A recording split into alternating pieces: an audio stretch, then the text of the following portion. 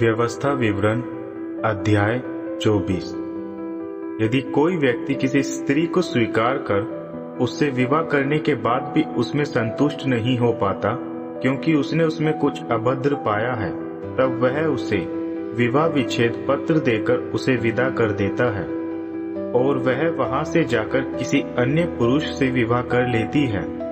इसके बाद यह अन्य पुरुष भी उस स्त्री के विरुद्ध हो जाता है और उसे विवाह विच्छेद पत्र देकर विदा कर देता है, अथवा स्थिति यह हो कि इस अन्य पति की मृत्यु हो जाती है जिसने उससे विवाह किया था।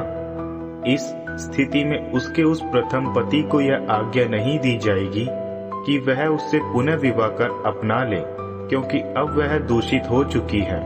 यह यहोवा के सामने घृणित है।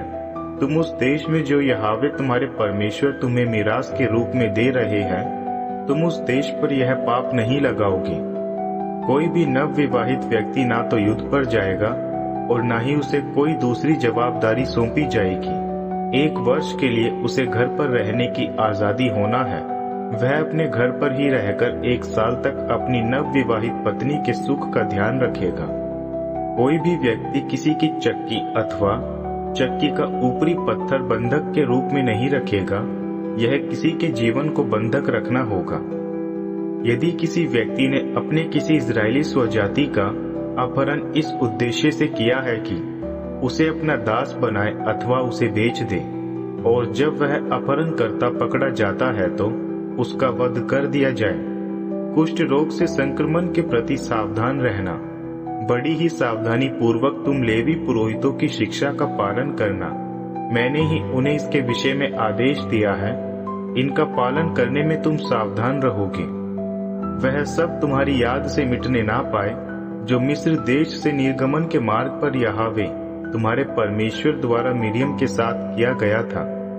जब तुम अपने पड़ोसी को किसी भी प्रकार का ऋण देते हो, तुम इससे संबंधित बंधक लेने के लिए उसके घर में प्रवेश नहीं करोगे। तुम घर के बाहर ही ठहरे रहना। वह ऋणी ही भीतर जाकर बंधक लाकर तुम्हें सौंपेगा। यदि वह गरीब है, तुम उसके बंधक को, जो उसका वस्त्र ही होगा, रात में अपने पास ना रख लेना। सूर्यास्त बेला में तुम निश्चित ही उसे वह बंधक लौटा देना कि वह उस वस्त्र को ओढ़कर सो सके और तुम्हारे प्रति उसके हृदय से आशीर्वाद निकले। यहोवा तुम्हारे परमेश्वर की दृष्टि में यह तुम्हारे प्रति धर्म समझा जाएगा। तुम किसी परिश्रमिक के लिए लाए गए कंगाल और दीन सेवक पर अत्याचार नहीं करोगे, चाहे वह तुम्हारा स्वदेशी भाई हो अथवा विदेशी जो तुम्हारे देश में रह रहा है। तुम उसे उसी दिन सूर्यास्त के पहले उसकी मजदूरी दे दोगे, क्योंकि वह गरीब व्यक्ति है और उसे इसकी जरूरत होगी कि वह तुम्हारे विरुद्ध यहोवा की दोहाई ना दे और यह तुम्हारे विरुद्ध पाप हो जाए।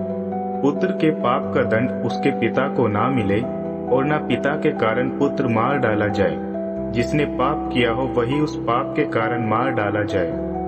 तुम्हारे बीच परदेशी और अनाथ को उसके न्याय के अधिकार से वंचित ना किया जाए। किसी विधवा का वस्त्र बंधक ना रखा जाए। जरूरी है कि तुम यह कभी विस्मृत ना करो कि तुम खुद मिस्र देश में दास थे और यहोवा तुम्हारे परमेश्वर ने तुम्हें वहां से खरीदा है। इन्हीं बातों के प्रकाश में मैं तुम्हें यह आदेश दे रहा हूँ। जब तुम खेत में उपज की कटनी करो और खेत में से किसी पूली को साथ ले जाना भूल जाओ, तो तुम उसे उठाने के लिए लौट कर ना जाओगे। वह पूली विदेशी, अनाथ और विधवा के लिए होगी कि इसके द्वारा यहोवा तुम्हारे परमेश्वर तुम्हारे सारे उपक्रमों में समृद्धि प्रदान करे। जब तुम अपने जैतून वृक्ष में से एक बार फल एकत्र कर चुको, तुम डालियों से पुनः फल एकत्र ना करने लगना। शेष फल प्रवासी, अनाथ और विधवा के लिए तय होंगे। जब तुम अपने अंगूर के बगीचे से अंगूर एकत्र करो, तुम लौटकर दोबारा अंगूर एकत्र नहीं करोगे। बचे हुए अंगूर परदेशी, अनाथ और विधवा के लिए तय रहेंगे। जरूरी है कि तुम यह कभी ना भूलोगे कि तुम मिस्र देश में दास बने हुए थे। यही वह कारण है कि मैं तुम्हें यह सब करने का आदेश दे रहा हूँ।